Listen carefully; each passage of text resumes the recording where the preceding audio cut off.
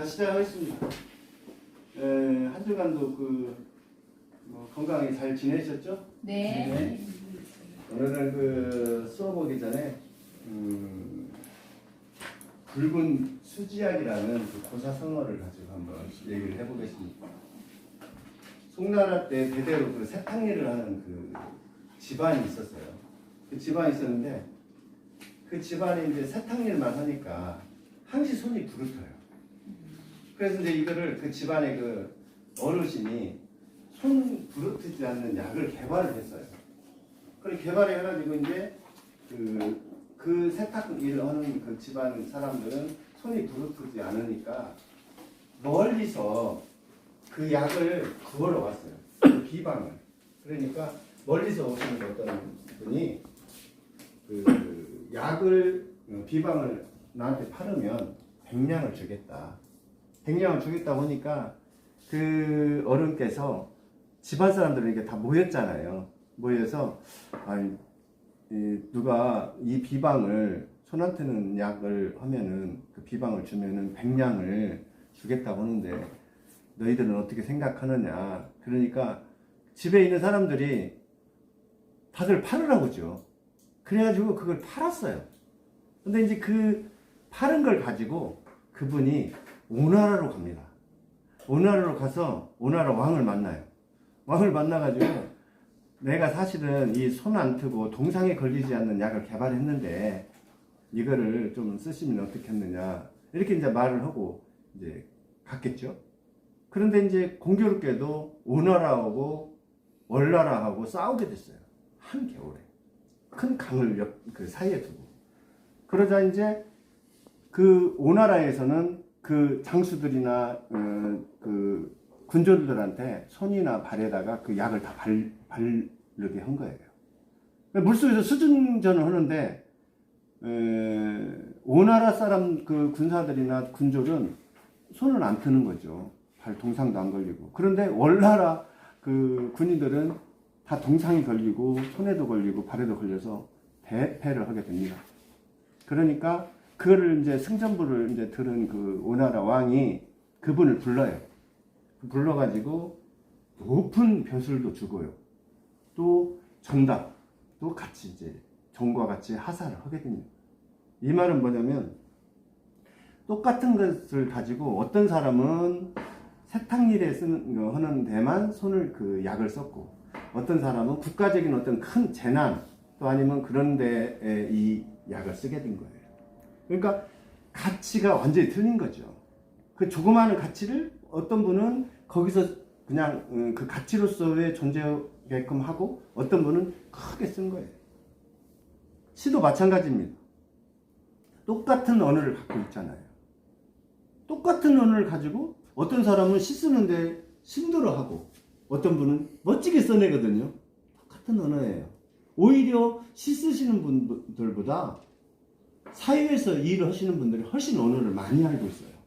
알고 있음에도 불구하고 그 언어에 대해서 적확성을 잘 몰라요. 그래서 제가 강의할 때도 항상 언어에 대한 해석을 해드리잖아요. 그 언어를 먼저 알으면 애매모호하게 아는 것보다는 시를 잘 쓸 수 있는 겁니다. 자, 전번주에도 많은 분들이 숙제를 해오셔서 그 중에 제가 한 편 제가 도움이 될 만한 시 한 편을 읽어드리면서 오늘 강의를 시작하겠습니다. 나란히 둘이서라는 시인데 이 시가 사연이 있더라고요. 우리 인문학 강의하고도. 그래서 한번 읽어보도록 하겠습니다. 나란히 둘이서 김성아 가녀린 어깨 위로 긴 머리카락 들이우고 한 발 앞서 걷는 그녀 뒷모습을 말없이 바라본다. 잘 가고 있다는 넉살도 잘 될 거라는 말도 못하고 눈 웃음으로만 보듬는다. 누구나 언젠가는 떠나야 한다고 말해보지만 빛바랜 영수증처럼 허공 속으로 희미하게 사라진다. 미세하게 떨리는 목소리 분명 앞모습을 보여주고 싶지 않았으리라. 엉킨 실타래를 풀어낸 듯 홀가분하다며 태연하게 미소 지어 보여도 한 치 앞도 알 수 없는 내일기에 무거운 발걸음을 자꾸 내딛는다. 희망을 품고 한 걸음씩 나아가라. 당당하게 버텨 나가야 한다. 훗날 눈부시게 빛나는 그날은 바로 오늘이 귀한 선물이 되리니 앞서가는 성원이여 뒷모습이 외롭지 않게 잠시 나란히 걸어본다. 좋죠? 박수 한번. 김구한 선생님들이 이렇게 발전을 많이 했어요. 전번주에도 말씀을 드렸습니다만 시쓰기를 계속하고 노력하는 사람한테는 정말 못해본다고 했잖아요. 이 글은 뭐냐면요, 우리 그 인문학과옥에 지금 간사를 맡고 있는 조성원 선생님 계시는데 그 어떤 그 몸담고 있었던 거기에서 퇴직을 하게 됐어요. 다른 좋은 자리로 가기 위해서. 근데 그것을 가지고 썼던 거, 그것을 저는 오늘 아침에서야 알았어요. 어제 이 시를 받았었는데. 그래서 제가 그것을 좀 읽어줌으로써 이 두 분에 대한, 또 우리가 같이 몸담고 있는 분이 또 그 직장을 옮기게 된 소회에 대해서 김정환 선생님이 이렇게 시로 지었습니다. 그래서 제가 낭독해 드리면 잘 쓰셨죠? 자, 그러면 이제 오늘은 이제 10강입니다. 자, 10강 한번 시작해 보도록 하겠습니다. 이번 시간에는 시쓰기에 있어서 무엇을 어떻게 할 것인가를 알아보고요. 시의 허영에 대해서 한번 알아보겠습니다. 허영이라는 건 시가 되냐 안 되냐죠. 네. 시로 포장되어 있느냐, 수필이 있느냐, 뭐 이런 것을 허영이라고 한번 해봤습니다. 무작정 쓰려고 하지 말고 무엇을 어떻게 생각하라 이랬습니다.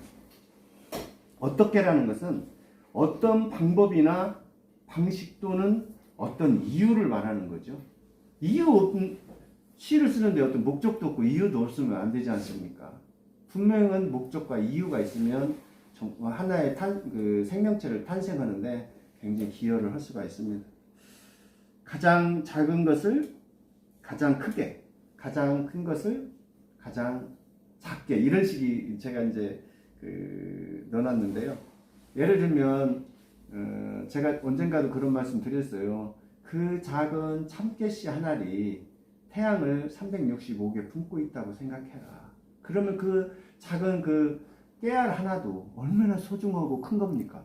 태양이 그 작은 깨알 속에 365개가 들어가야만이 그 깨알이 되는 거예요. 그러니까 깨알뿐만 아니라 모든 것이 그렇다는 얘기입니다. 예. 그래서 그 가장 작은 것을 크게 생각하고 큰 것도 작게 좀 생각하는 것. 그래서 또 두 번째는요, 하찮은 것을 귀하게, 귀한 것을 좀 평범하게 만드는 것. 그러니까 하찮하다는 것은 대수롭지 않은 거잖아요. 대수롭지 않게 생각했던 것을 글감으로 가져오면은 오히려 주목을 받을 수가 있거든요. 남들이 다 아는 글감 가지고, 예를 들면 오늘 그림자에 대해서 웬만치 써가지고는 그림자를 너무 많이 썼기 때문에 각광받을 수가 없어요. 그러니까 그림자 말고 또 다른 것이 또 있나 잘 생각해 봐야 돼요. 예. 그 다음에 시의 깊이는 보이는 현상의 이면을 암시적으로 제시할 때 발현됐나 이랬거든요. 굉장히 어려워요. 보이는 현상의 이면을 암시적으로, 암시적이라는 것은 시에 있어서는 은유거든요. 메타포라고 그러잖아요. 은유를. 그러니까 메타라는 말은 초월하다고요. 포라는 말은 이동시키다는 얘기예요. 그러니까 내 생각을 다른 곳으로 이동시키는 거예요. 똑같은 글을. 예. 어떤 생각을 다른 생각으로 이동을 시키는 거거든요. 그게 은유인데, 발현이라는 건 뭐냐면요, 숨겨져 있는 것을 밖으로 드러내는 거거든요. 예를 들면 여기서 보이는 현상의 이면이라고 상당히 어려운 말이 들어있어요. 이건 뭐냐면, 우리는 그 사회에서, 국가나 사회에서는 우리는 보이는 것, 물질적인 것, 이런 것에만 관심이 있어요. 근데 사실은 우리가 관심을 둬야 할 것도 사실은 있거든요. 예를 들면 생각을 해보는 거예요. 꿀벌이 지금 1억 5천만 전에 나왔거든요. 1억 5천만 년 동안 꿀벌이 정말 육각형을 기가 막히게 만들어 가는 거예요. 근데 이 가장 효율적인 것은 육각형이랍니다. 그러니까 집을 짓거나 꿀벌이 그러면 사각형으로만 짓지. 그러면 더 많이 지을 수 있잖아요. 근데 거긴 아이러니가 있어요. 통풍에 대한 문제. 예를 들면 벌꿀이 다 썩어버릴 거 아닙니까? 애벌레랑 벌들이. 근데 그 육각형과 그 사이에 있는 그 공간 때문에 통풍을 하고 그 숨도 쉬고 살 수 있다는 거죠. 그럼 어떤 분은 원으로 만들면 간격이 더 크대요. 육각형을 모여놨을 때 그 간격이 가장 효율적인 방법이랍니다. 근데 이제 만약에 아파트를 질 때는 사각이잖아요. 만약 육각형으로 질 수도 있어요. 근데 이런 경우에는 창문이라는 것이 있기 때문에 사각으로 질 수 있는 거예요. 그리고 만약에 우리가 이제 그 바이러스, 요즘 그 코로나19로 고생하잖아요. 바이러스도 느닷없이 출몰했다가 또 다른 바이러스가 오고, 네, 이게 그 코로나19만 있는 게 아니에요. 또 다른 것이 변종을 해서 또 다시 오고, 또 다 오고 그러거든요. 또 코로나만 있는 게 아니지 않습니까? 예를 들어 사람이 하루에 심박 뛰는 그 횟수가 얼마인지 아십니까? 11만에서 12만 번이에요. 어린아이일수록 더 많이 뜁니다. 심박이. 그러니까 우리가 그걸 앓을 필요는 없어요. 앓을 필요는 없지만 우리가 어떤 것을 그 생각할 때 그 이면을 다시 생각해 보는 거예요. 그 생각을 해가지고 그 상상력 했던 것을 또 다시 상상을 해서 현실로 끌어오는 거죠. 현실로. 그게 시스기의 첫 번째 관문이에요. 근데 이 관문을 안 하려고 그래요. 귀찮거든요. 근데 이게 훈련이 돼야 돼요. 훈련이 되면 굉장히 품격 있는 시를 쓸 수가 있어요. 뭐 글을 뭐 고차원적인 것을 갖다가 논다고 해서 그 품격 있는 시가 아닙니다. 글을 여기 일상생활에 있는 글인데도 교묘하게 그 명사를 운용을 하는 거예요. 명사와 동사와 그런 것들을 어떻게 하면 시적으로 표현할 수 있는가. 시적이라는 것은 창의적이라는 말이에요. 시적이라는 말은 창의성, 그렇게 말하잖아요. 육합, 융합 이렇게 할 때도 창의적이어야 한다. 그러니까 그 벌 같은 경우도 육각형 그 집을 그 집을 짓는 건 자연의 어떤 법칙이거든요. 그게 그 피보나치 수열이라고 해요. 일률적으로 어떤 집을 만들어가는 거예요. 근데 거기는 아까도 말했습니다만 통풍이 돼야 한다. 통풍이 잘 들고 경제적인 삶을 살 수 있도록 하는 것이 우리 그 시쓰기에도 그 적용되는 말이어서 그렇게 말씀드려보는 겁니다. 또 이제 여기서 또 빠져있는 것이 있죠. 당연하다 생각하는 것은 부정해보는 것도 생각을 해볼 필요가 있어요. 예를 들면 소금은 짜다 할 때 짜다는 고정관념을 버리면 오히려 시쓰기에 더 좋다. 왜냐하면 소금을 짜다는 것을 계속 분석하고 또 분해를 하다 보면은 그 속에도 오감이 들어있다는 거 그렇게 아시면 되겠습니다. 그러면 그 맹문동을 통해서 한번 알아보겠습니다. 맹문동입니다. 맹문동은 여러분 잘 아시겠습니다만 맹문동은 백합과에 속해요. 생각보다는 다르죠. 백합과에 속하는데 단연생이에요. 5, 6월 지금쯤 이제 그 맹문동 그 그늘에 잘 살거든요. 소나무 밑에서 지금 자주색 꽃이 이렇게 총상꽃 차례라 해서 아래에서부터 위로 피어 올라가죠. 너무 멋있어요. 보라색으로. 근데 이제 그 맹문동이라고 붙여진 것은 보리맥자예요. 뿌리가 보리뿌리하고 같다 해서 맹문동으로 붙여진 거거든요. 바람을 문설주 삼아 빛의 출구를 내는 꽃 이랬습니다. 바람을 문설주를 삼았어요. 바람이 있어요. 그래서 바람을 갖다가 문설주라는 건 문을 양쪽에 틀이죠. 딱 세우고요. 문지방은 그 틀 밑에 있는 가루로 이렇게 덧댄 목재를 문지방이라고 부릅니다. 그러니까 바람을 문설주를 삼았어요. 그래서 그래놓고 무엇을 넣었고 빛의 출구. 맹문동이 피어 있는 것은 빛의 출구를 내기 위해서 지금 어찌 보면 맹문동이 피어 있는 거예요.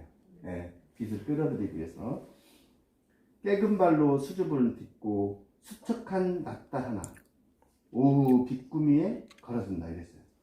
자, 깨금발 한번 알아볼까요? 깨금발, 까치발, 안감질 뭐 보통 그렇게 많이 해요. 예. 근데 깨금발은 한 발을 들고 한 발로 뛰는 거죠. 그 다음에 이제 까치발은 그 엄지발가락 이렇게 해갖고 쓰는 거죠. 이렇게 그 발가락으로만 이렇게 하는 거고요. 안감질은요, 한 발을 들고 한 발로 뛰는 거예요. 그러니까 이제 이런 그 시어들이 많이 나와요. 그런 시어들을 좀 알고 있으면 그 다음 시쓰기에 상당히 좋아요. 그러니까 이제 이런 시어들을 무시하고 이렇게 쓰는 분들도 있어요. 예를 들면 이 언어는 있잖아요. 사유의 어떤 질서예요. 그 질서를 무너뜨려 가면서까지 언어를 이렇게 쓸 필요는 없거든요. 언어는 정확하게 구사하는 것이 가장 좋습니다. 오후 빗구미에 걸어둔다. 오후 빗구미라는 것은 예를 들면 태양이 많이 기온 상태를 지금 얘기하니까 한 뭐 12시에서 쭉 좀 저녁으로 가고 있는 상태를 빗금이라고, 사선 빗금이라고 하겠죠. 떠나기 위하여 한데 보이는 종소리처럼, 요거는 줄치해야 됩니다. 낯선 길까지 지평을 넓혀 눈뜨는 향길이 있어요. 종소리들이요, 떠나기 위해 한데 보인대요. 얼마나 멋있어요. 종소리는 쭉 지금 떠나고 있어요. 근데 이 어떤 그 편종소리나 이 교회에서 나온 종소리들이 떠나기 위해서 한 곳에 지금 모이고 있어요. 어디로 가는지는 모르겠잖아요. 이런 구절들은 굉장히 괜찮은 구절들이고요. 여기서 파생시켜서 많은 것을 생각할 수 있습니다. 낯선 길까지 지평을 넓힌다는 것은 멀리 평평하게 지평을 쭉 가는 상태를 얘기하고요. 눈 뜨는 향기 그랬거든요. 향기가 이제 쫙 눈을 뜬다는 것은 이제 향기를 이제 퍼뜨리는 거죠. 그러니까 여기서 향기와 종소리가 같은 말이에요. 어찌 보면. 그쵸? 네. 이렇게 그 대비돼서 말했지만은 향기와 종소리가 같은 말이라는 걸 알아두시면 좋습니다. 마음의 도끼를 빼는 듯, 독이 있는 기운이에요. 도끼라는 것은. 생살 아프게 풀무질한 꽃 이야기가 혓바늘로 돋는데 이랬어요. 생살 아프게 풀무질한 꽃 이야기는요, 꽃이 피는 상태를 지금 얘기를 하고 있는 거예요. 그러니까 풀무질한다는 것은 우리 이제 어렸을 때 풍부지를 많이 했잖아요. 예. 풍부지로는 약간 이제 틀린데 그 풀무로 바람을 일으키는 거죠. 그러니까 여치나 뭐 이런 것들도 다 그렇게 소리를 내요. 그 날개로 풀무질을 해서 그 풀무질입니다. 혓바늘로 뒀는데 졸음 속을 더듬던 휘어진 잎들이 고든 빛을 잡고 있는 졸음 속에 졸고 있어서 한낮을 넘어서 가니까 좀 피곤도 하고 그러니까 졸고 있었겠죠. 그런데 그런 잎들이 맹문동 잎들이 이렇게 쭉 쓰고 있는 거예요. 이제. 근데 어떻게 고든 빛을 잡고 일어난다. 그래서 빛의 출구를 냈잖아요. 저기 일면에서 빛의 출구를 내고 마지막에서 그 빛이 딱 들어오니까 그 맹문동 잎들이 빛을 잡고 쭉 지금 쓰는 거예요. 예, 고든 빛을 잡고 일어난다. 그러니까 고든이라는 것은 구부러지거나 비틀어지지 않고 똑바로 서는 것인데, 그런 말 속담도 있잖아요. 임금이 밝으면 신하는 곧다, 이런 말을 있고요. 여기는 대나무가 많은 담해형 아니겠습니까? 절개, 고든 절개. 휘어질지언정 부러지진 않는다는 고든 절개. 이럴 때 곧다 쓸 수 있습니다.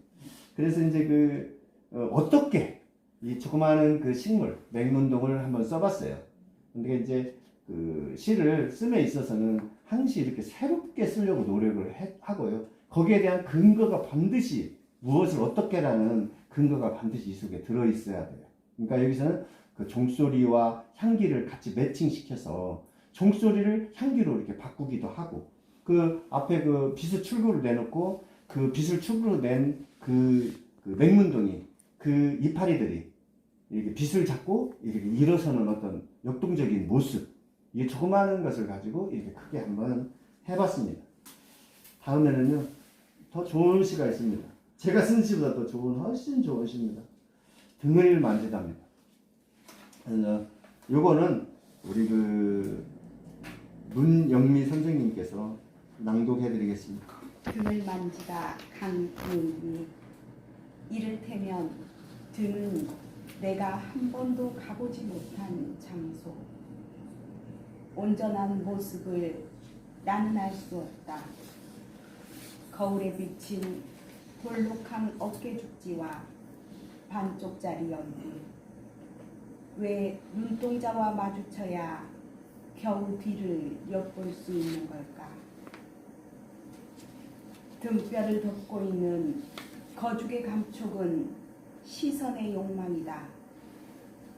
등은 생각한다. 누가 날 만져줬으면, 말 좀 걸어주었으면. 뒷모습은 그 사람이 내게 가장 하고 싶은 말. 그래서 못다한 말. 떠나는 애인과 출근하는 아버지의 목덜미. 때를 밀어줄 때 찬찬히 훔쳐본 어머니의 등허리. 등을 만진다는 것은 누군가가 세상에 새겨놓은 글자를 읽는 것. 구름의 머리카락을 만지고 있는 하늘. 나뭇잎의 계절을 지고 있는 바람. 푸른빛이 주무르는 바다. 히말라야의 산등성이를 쓰다듬는 눈보라. 등을 감싸는 불빛. 슬픔의 어깨에 기댄 고독. 사막의 숲속으로 걸어가는 낙타의 발자국으로부터 아이를 업은 어미까지 등을 휘감아오는 병에 기쳐 나는 당신의 얼굴이 그립다. 네. 등을 만지답니다. 우리 신체에서 가장 오지가 어디겠습니까? 오지. 등이죠. 가장 가까운 오지가 어디겠습니까? 등이지. 네. 가장 가까운 오지. 네. 얼마나 멋있습니까? 제가 아는 시인도 가까운 오지, 아버지의 등을 가까운 오지라고 해서 어디 그 문학상에서 대상 받은 분이 계십니다. 네. 가까운 오지. 한번 읽어보겠습니다. 이를테면 등은 내가 한 번도 보지 못한 장소. 맞습니다. 편히 썼어요. 한 번도 내가 가보지 못했어요. 가본다고 해도 갈 수도 없었고요. 거울에 비춰보는 그런 뒷모습 정도겠죠. 온전한 모습을 나는 알 수 없다. 알 수 없어요. 요즘에 이제 물론 그 거울 투사각을 이용해서 그냥 앞에만 쳐다보고 있으면 등이 바로 보이는 그런 장치도 개발되어 있습니다. 거울에 비친 볼록한 어깨쪽지와 반쪽짜리 얼굴. 왜 눈동자와 마주쳐야 겨우 뒤를 엿볼 수 있는 걸까? 관찰력이 뛰어나죠. 예를 들면 그걸 등을 보려고 뒤돌아서면 볼록한 어깨쪽지가 나오고요. 반쪽짜리 내 얼굴이 그 거울에 비치게 됐습니다. 그래서 그 얼굴과 내 눈동자와 다시 마주치는 거예요. 그러니까 이런 시는 굉장히 관찰력이 뛰어난 겁니다. 등뼈를 덮고 있는 거주고 감촉은 시선의 욕망이다. 굉장히 어려운 말이죠. 이거 쉽게 해석할 수가 없어요. 이 시선의 욕망을 알아야 돼요. 시선의 욕망이 뭔지요. 그럼 시선의 욕망을 먼저 알아보겠습니다. 시선의 욕망이라는 것은요, 눈은 늘 마음이 보고자 하는 것을 보려고 하는 경향이 있거든요. 눈이 그렇습니다. 네. 마음이 먼저 보는 거예요. 근데 마음이 먼저 보지 못하는 것을 눈으로 보게끔 만드는 거예요. 그것 때문에 시선의 욕망 때문에 마음을 어떻게 보면 통제하지 못하고 범죄를 저지르는 경우가 많잖아요. 그래서 우리는 이런 생각을 해야 돼요. 우리 시선의 권리도 중요하지만 마음의 통제가 반드시 필요하다. 마음의 통제를 할 수 있는 자만이 그 시선의 욕망을 통제할 수 있다. 무서운 얘기예요. 어찌 보면. 예. 우리는 마음이 시키는 대로 눈이 볼 수가 있거든요. 눈이 봐서 마음이 시키는 게 아니에요. 등은 이제 생각하는 거예요. 이제 등이 생각하는 거예요. 지금까지 내가 말했어요. 근데 등이 생각하고 있어요. 누가 날 만져줬으면, 말 좀 걸어줬으면 뒷모습은 그 사람이 내게 하고 싶은 말, 어떤 사람인지 모르지만 내게 하고 싶은 말이에요. 그래서 못다 한 말, 하고 싶기도 했고 또 하지도 못했어요. 떠나는 애인과 출근하는 아버지의 목덜미 때를 밀어줄 때 찬찬히 훔쳐본 어머니의 등어리. 이제 그 등어리의 주인공이 나오고 있어요. 엄마라는 얘기죠. 등을 만진다는 것은 누군가가 세상에 새겨놓은 글자를 읽는 것. 그러니까 삶의 뒷모습을 본다는 거예요. 이 등을, 글자를 읽는다는 것은. 자, 여기서부터 잘 봐야 됩니다. 구름의 머리카락을 만지고 있는 하늘. 그러니까 하늘이 있고요. 구름이 떴으면 구름 제일 위에를 구름의 머리카락으로 생각한 거예요. 하늘이 쓰다듬는 거죠. 구름을. 아시겠죠? 나뭇잎의 계절을 쥐고 있는 바람. 그러니까 바람이 나뭇잎을 떨어뜨리기도 하고 흔들기도 하는 거예요. 그렇죠? 나뭇잎의 계절을 쥐고 있는 것은 바람이에요. 푸른빛이 주무르는 바다. 바다는 사실 푸르잖아요. 바다가 푸른빛을 주무르고 있어서 항시 멍이 들었는지 아니면 푸른빛을 나가지 못하게 하는지. 아무튼 바다가 주인이에요. 히말라야 산등성이를 쓰다듬는 눈보라. 이건 아시겠죠? 눈보라. 등을 감싸는 불빛. 슬픔의 어깨에 대한 기댄 고독. 이 고독이라는 말이 있어요. 저희 글 쓰면 꼭 고독이라는 말 하잖아요. 외로움, 고독, 쓸쓸함 이러거든요. 외로움, 고독, 쓸쓸함 중에서요. 고독하면 살아도 외로움에 살지 못한대요. 사람은 사회적 동물이기 때문에. 고독하면 살 수 있대요. 근데 외로우면 못 사니까 오히려 사람들을 사귀면서 이렇게 살아가요. 사막의 숨속으로 걸어가는 낙타의 발자국으로. 사막의 숨은 어디입니까? 사막의 숨. 오아시스겠죠? 네. 발자국으로부터 아이를 업은 어미까지 등을 휘감아오는 병의 기척. 나는 당신의 얼굴이 그립다. 이렇게 하고 끝을 맺었거든요. 그러니까 그 어머니의 등이에요. 등을 휘감아오는 병의 기척 하면 뭐냐면 어머니가 자꾸 야이고 허리가 야이고 해서 허리가 굽어가는 지금 상태를 말하는 거잖아요. 만약에 이런 글을 다 마찬가지예요. 시는 존재의 집 속으로 들어가서 그 존재의 집을 하나하나 구경하면서 가야 돼요. 그러면 시의 읽기가 그 기초거든요. 네. 그렇기 때문에 시는 어렵다고 생각하지 마시고 자꾸 이런 집을 들어가서 구경할 줄 알아야 돼요. 그럼으로써 굉장히 시가 발전하는 거예요.